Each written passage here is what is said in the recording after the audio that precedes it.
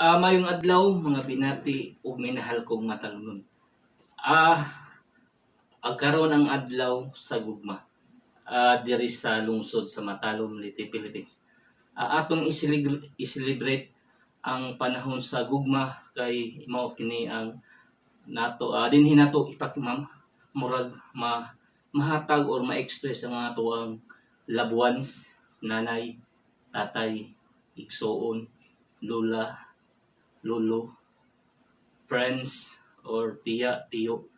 Balik sa tanang taga Matalom, happy Valentine's Day kaninyong tanan sa mabashir or di bashir na ho. Magtinabangay kita atong ipadagayday ang gugma sa karong adlaw, February 14, 2022, Matalom nun. Atong i-celebrate or atong i-treasure ang karong panahona nga adlaw sa gugma.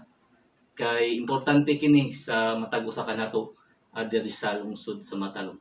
Balikon ko, happy Valentine's Day sa tanang katawhan diri sa lungsod sa Matalom. Iko pipi inyong alagad andam mutabang kaninyo.